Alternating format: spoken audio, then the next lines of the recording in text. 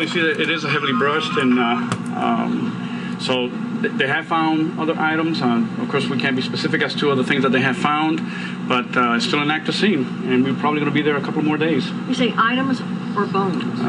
We're not going to discuss as to what they have found, but they have found other evidence.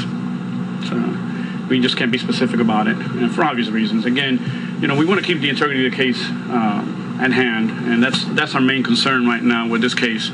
And you're saying days now, even more? Probably about another few more days. That's correct. And you can see the amount of people down there working this. And again, it's a lot of undergrowth, a lot of leaves, and very tedious and very methodical. But why haul off entire trees and hunks of trees? I don't know why. I didn't even know that they had done that. So. Can you talk about how much stretch of land you guys are searching around the area?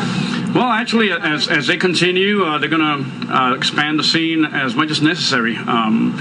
What will decide that? Maybe more find, or I don't know. Myself, not being a crime scene investigator, but I know that they're going to stay as long as they need to make sure that they get everything. So Carlos, is it surprising that after this amount of time that you'd be able to find, she's little pieces of bone, even 10 feet away from the bag. Is that surprising? Well, keep in mind that, she's been missing, we're going on 6 months at least, and so now there's an assumption that she's been there that whole time, and, weather, and that all those things need to be taken into account, so it could easily have where the scene was expanded. What are the logistics in terms of movements? How many bones or what portions of the pieces that have been taken have gone to Virginia? How much has remained behind? I don't know that. I do know that the medical examiner's office has stayed in touch with the lab in Virginia to be able to discuss as to what evidence they're going to look at. Now, what has gone out there or not, that I don't know. But you all removed, it was your officers who took some of the items to Virginia, right? That's correct, yeah. Saturday? That I don't know. What about the dental match or no match? Has that ever been done? To my knowledge, we don't have any dental records. I don't know if the family does, but to my knowledge, we don't. And secondly, I keep getting asked, what other items were found at the scene that were taken to the medical examiner's office on Thursday that led her to suggest you need a search warrant to get back in the Anthony home? Again, that we would have to go into specifics to be able to discuss that, and that's one thing that we're not at liberty to do. When do we think we'll know? When we will have, are we talking midweek, late week? As to what was taken and found? And No, the results. Oh, the result of the ID, you mean? No. Well, again, they were talking about 7 to 14 days. I don't know if that was just to play it safe. I'm not in a position to be able to, I know that, and you all heard the sheriff saying that he has spoken to the FBI director and they were going to try to expedite. So is it possible that the results may come in sooner? That's possible. Now, I don't know. It'll be investigators and decide as to when there's a result of the positive ID. You would obviously notify the grandparents that they're... Oh, absolutely. Keep in mind, and one thing that we want to specify, and the detectives were talking about that now, as it turns out, throughout the whole thing, they have a job to do. They want to remain professional regardless of how they feel about the case themselves, just because of the child involved. And at the same time, we want to show respect to the family, to the Anthonys. We know that they're going through a very difficult time and having to mourn. And on top of having to mourn, they have a daughter in jail. So we are going to afford them every possible respect we can when it comes to knowledge of whatever is going on in the case. Tim Miller, are they making progress constructing what exactly happened? I would just assume that as they continue to find more evidence, the puzzle just probably may get a little smaller, and they may eventually be able to get an idea of what has happened. But again, not knowing what has been found, not being a crime scene investigator or involved in the medical examiner's office, I don't know what's coming together.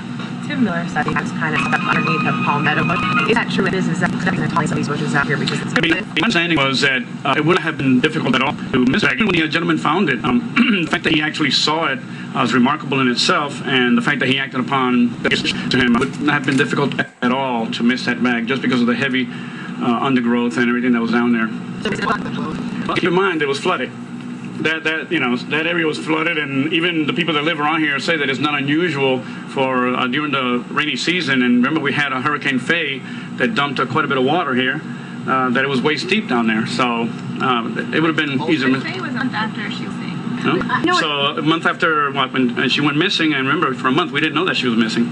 No, I mean a month after it was reported she was missing. Right. And keep in mind. this is not in 3 minutes. We're able to solve crimes and prosecute them.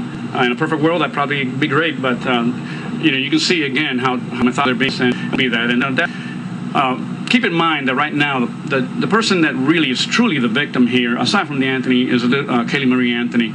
Assuming that is her, we shouldn't lose focus that we have to do whatever we can for her memory. What does it look like back there? You've been back there. We can't see it. What does it look like? A lot of work. When I walked in this morning, I hadn't been here during the weekend, and I can see that they've done a lot of work out there. A lot of tedious and digging and trying to. Yeah, I mean, are they excavating?